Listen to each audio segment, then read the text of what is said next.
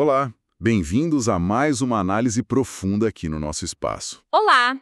Hoje a gente tem um material que, olha, propõe uma mudança bem radical na forma como a gente vê nossos resultados, nossa vida mesmo. É verdade. São trechos selecionados do livro O Poder da Autorresponsabilidade, do Paulo Vieira. E a promessa é forte, né? A chave para transformação está dentro da gente. Exatamente. É um conceito que ganhou, assim, muita força, né? Especialmente nesses círculos de desenvolvimento pessoal, profissional. Sim, sim. A ideia central é essa: assumir as rédeas da própria vida, aceitar a responsabilidade pelos resultados, sabe? Sejam eles bons ou ruins.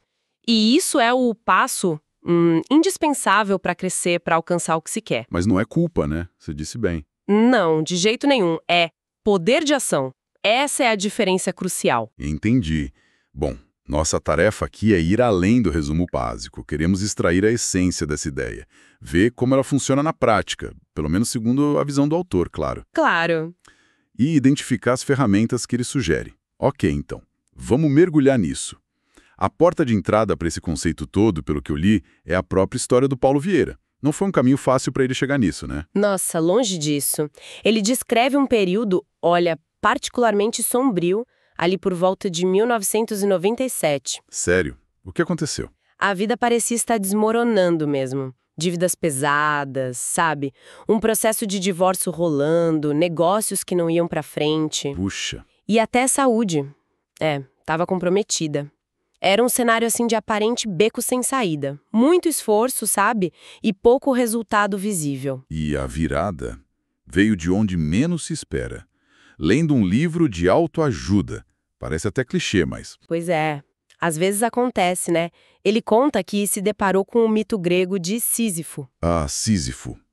Aquele da pedra gigante que empurra a montanha acima. Esse mesmo. Condenada a empurrar a pedra só pra vê-la rolar de volta toda vez que estava quase lá no topo. Um ciclo eterno de frustração. Imagino. E ali, naquele momento, ele teve um estalo, uma sacada. Ele era o Sísifo. Nossa, que identificação forte. Total.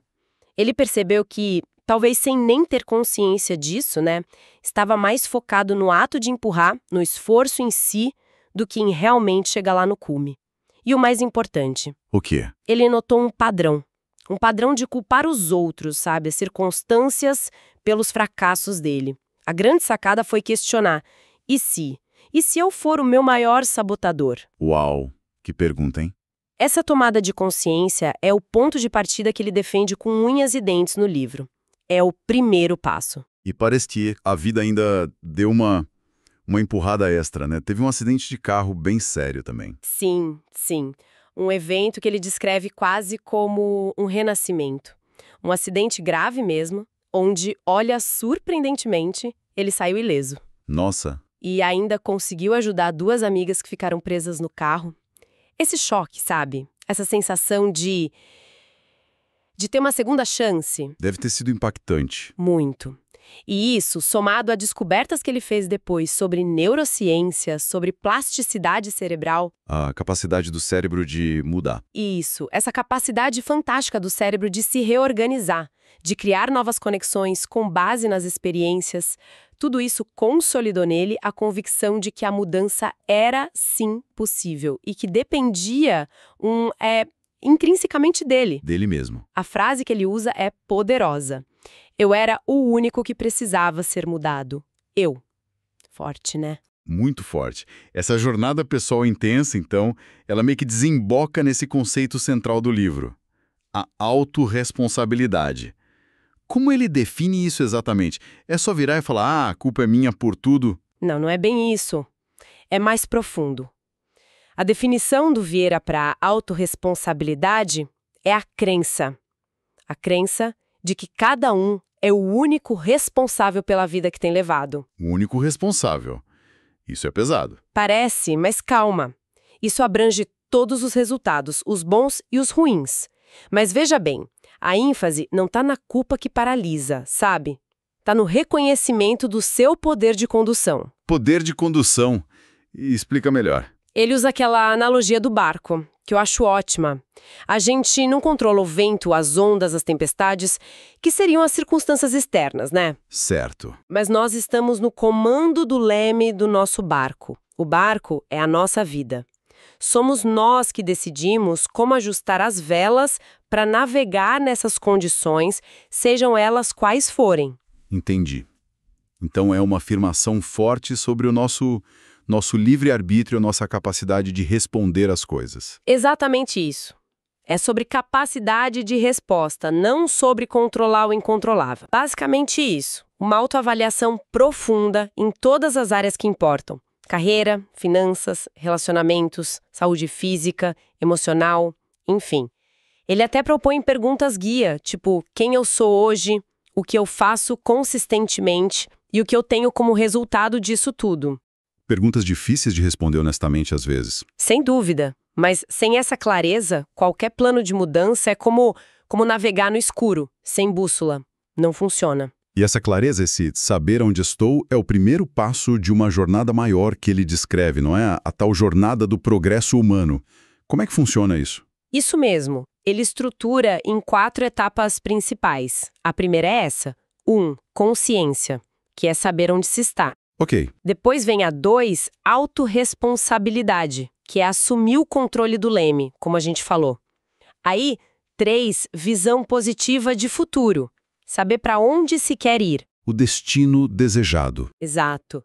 E por último, 4, ferramentas poderosas, que é o como. Como ajustar as velas, como navegar de fato.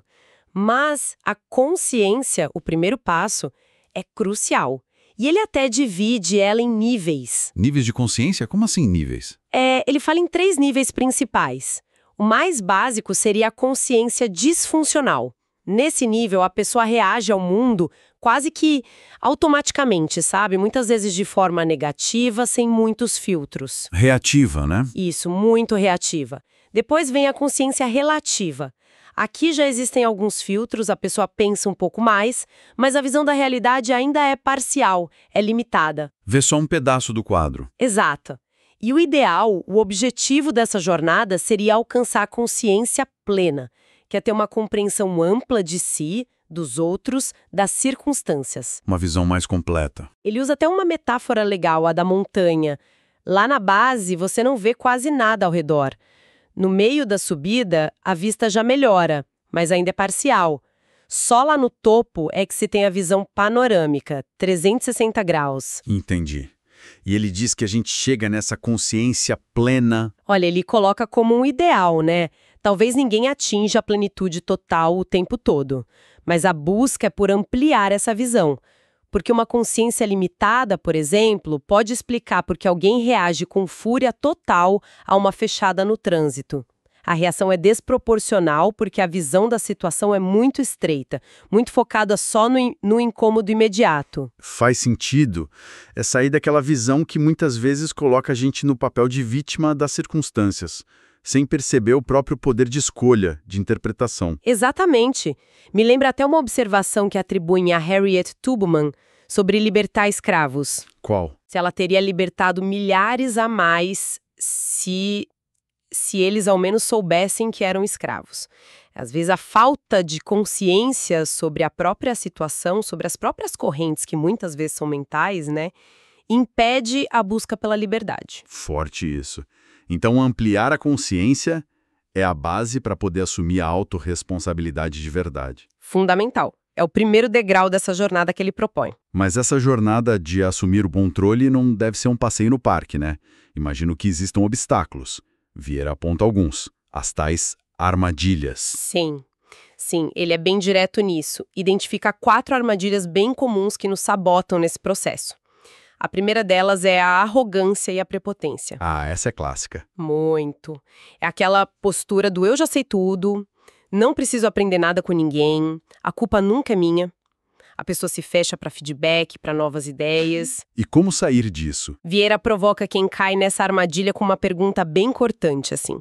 Se você sabe tanto, cadê os seus resultados? Para fazer a pessoa refletir se o saber dela está se traduzindo em algo concreto, né? Direto ao ponto mesmo.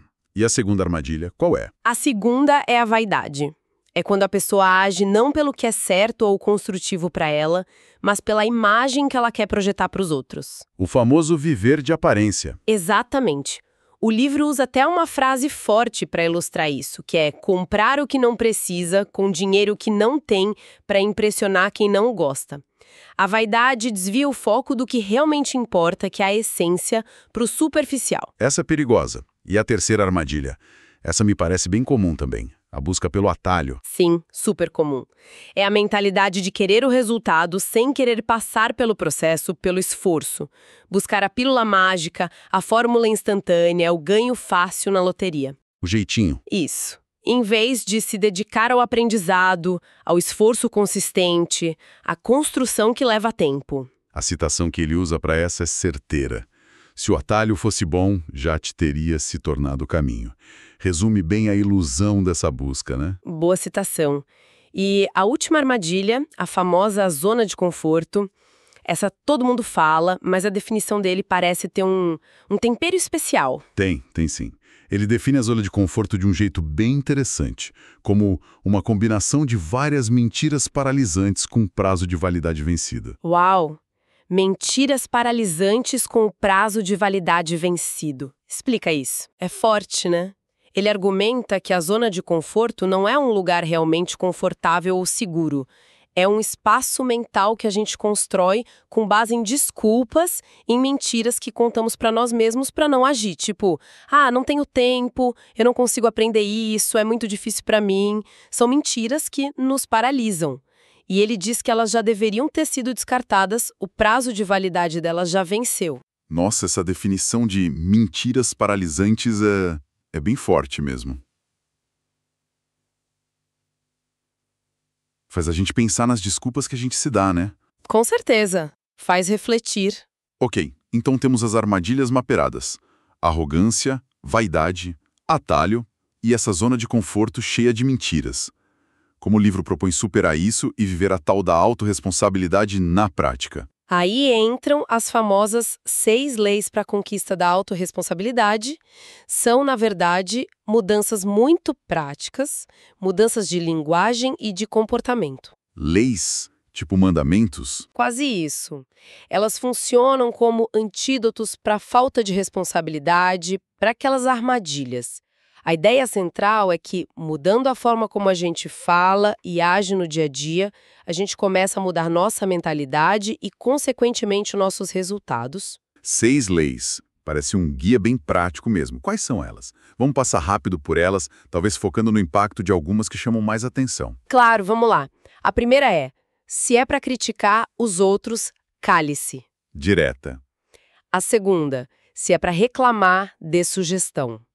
A terceira, se é para buscar culpados, busque a solução.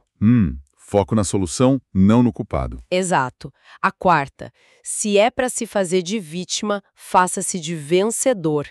A quinta, se é para justificar seus erros, aprenda com eles. Erros como aprendizado, gosto disso. E a sexta última, se é para julgar as pessoas, julgue apenas suas atitudes e comportamentos. Ok, são 6 mudanças de hábito bem diretas ao ponto, mas pensando na prática, sabe?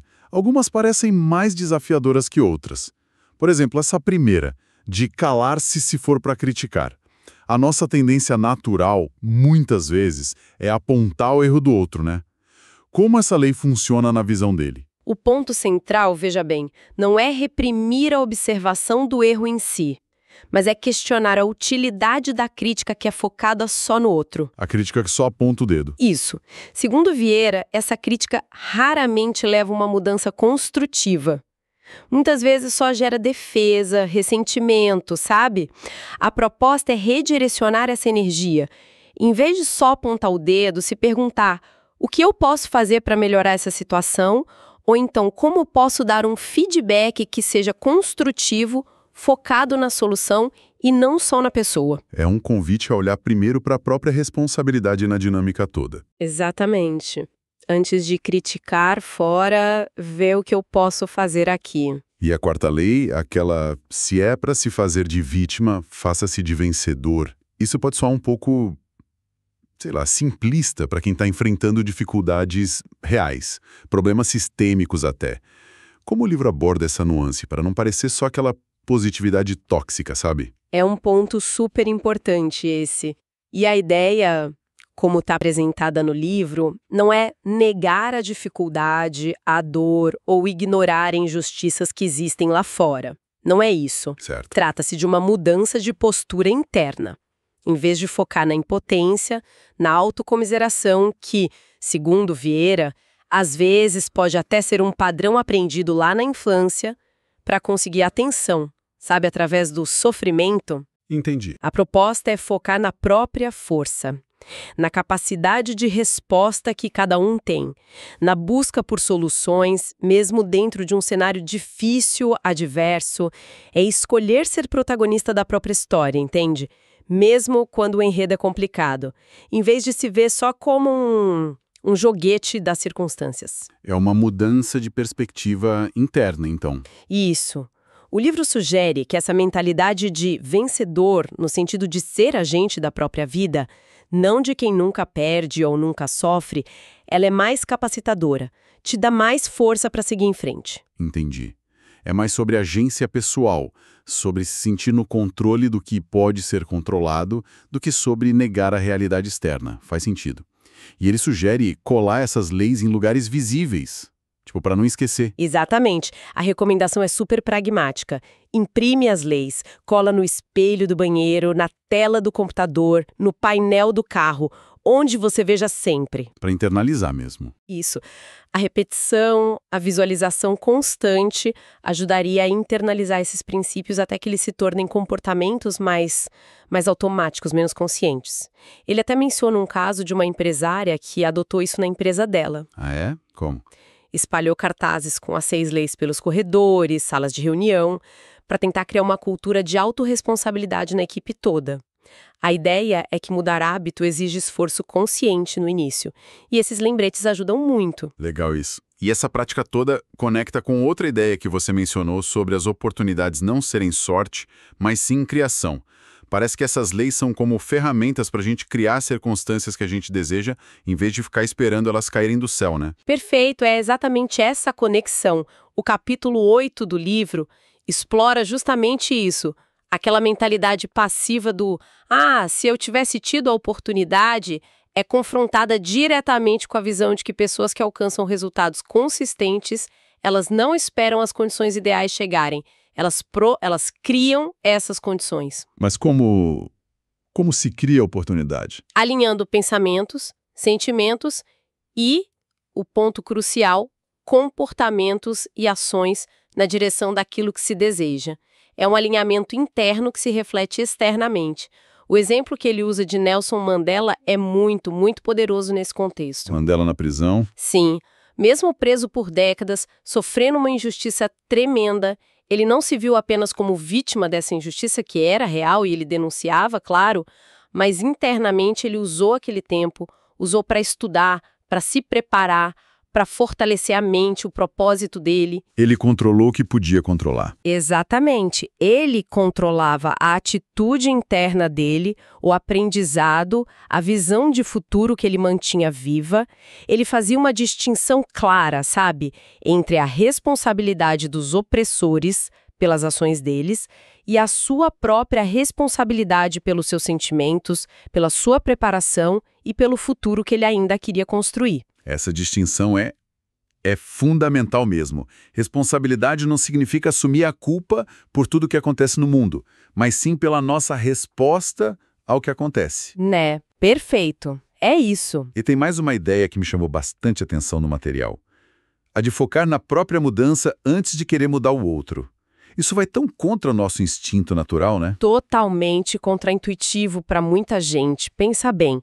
Seja o pai ou a mãe querendo que o filho estude mais, seja o líder da equipe querendo mais engajamento do pessoal, a tendência quase automática é focar no que o outro deveria fazer diferente. Sim, se ele fizesse isso, se ela mudasse aquilo. Exato. A autorresponsabilidade, segundo Vieira, inverte essa lógica completamente. A pergunta principal passa a ser: o que eu preciso mudar em mim, talvez na minha comunicação, no meu exemplo, da minha abordagem, para conseguir influenciar positivamente essa situação. Mudar a si mesmo para mudar o cenário? É por aí. Ele traz exemplos no livro como o de um professor universitário que culpava os alunos por serem desinteressados, ou de um vendedor que botava a culpa na empresa por não vender mais. Em ambos os casos, a mudança só começou a acontecer de verdade quando eles pararam de apontar o dedo para fora e começaram a trabalhar em si mesmos, nas suas próprias competências, nas suas atitudes. É liderar pelo exemplo, começando pela autoliderança. Exatamente essa é a ideia. É um dos insights mais fortes do livro, na minha opinião. Essa inversão de foco. Concordo. E para a gente ir fechando, o livro tenta equilibrar essa visão toda de autorresponsabilidade com a necessidade de confrontar a verdade, de não ser passivo diante de tudo, para não parecer que é só aceitar tudo, né? Sim, ele busca esse equilíbrio. Na mensagem final, ele usa até a figura de Jesus como um exemplo, alguém que, segundo ele, era profundamente amoroso, mas que também confrontava comportamentos inadequados com verdade, com firmeza. É interessante essa leitura. Mas sempre ele argumenta com o objetivo de construir, de edificar, não de destruir ou humilhar. A ideia não é se tornar um capacho, sabe? Ou aceitar tudo passivamente em nome da autorresponsabilidade. Não é isso. É ter discernimento. Claro, e depois nos outros, mas só quando for realmente construtivo, mas sempre com foco na solução, na edificação, e não na crítica pela crítica ou naquela busca incessante por culpados que não leva a lugar nenhum. É um equilíbrio delicado, sem dúvida, entre assumir a própria parte e também ser assertivo quando a situação pede. Entendi. Bom, então, destilando tudo isso que a gente explorou aqui a partir da obra do Paulo Vieira, qual seria a grande mensagem? O que fica dessa nossa análise? Olha, eu acho que a mensagem central é que a autorresponsabilidade é apresentada não só como um conceito interessante, mas como uma crença capacitadora. É como se fosse instalar um novo sistema operacional na mente, sabe? Um que coloca a pessoa no assento do motorista da própria vida. Deixar de ser coadjuvante. Isso, sair daquele papel de coadjuvante que só reage às circunstâncias que aparecem para se tornar o autor ou autora da própria história. Alguém que age, que cria circunstâncias, dentro do que é possível, claro. É um convite poderoso, né? A reconhecer nossa agência, que nossas ações, nossas omissões também, nossos pensamentos, nossas escolhas, tudo isso tem um impacto direto nos resultados que a gente colhe na vida. E a parte que talvez seja a mais libertadora disso tudo é justamente essa. Se de alguma forma a gente contribuiu para chegar onde a gente está hoje, Podemos. a gente também tem o poder de mudar a rota, Exatamente. de ajustar as velas, como na analogia do barco, e navegar para um destino diferente.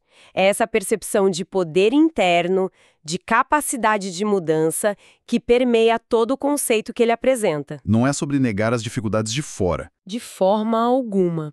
Mas é sobre focar naquilo que está sim sob nosso controle. Nossas respostas, nossas atitudes, nossas escolhas diárias. Isso nos deixa então com uma reflexão final, talvez algo para levar dessa nossa conversa e pensar depois. Qual seria? Se assumir a responsabilidade pela própria vida é realmente um poder tão grande assim? Como é que a gente pode ficar mais atento, mais sensível àqueles momentos às vezes bem sutis de nosso dia a dia, em que quase sem notar a gente está terceirizando essa responsabilidade, entregando o leme do nosso barco para circunstâncias ou para outras pessoas? Boa pergunta. Onde será que estão essas pequenas fugas de responsabilidade que talvez nos impeçam de usar todo esse poder que a gente tem? Fica aí a reflexão.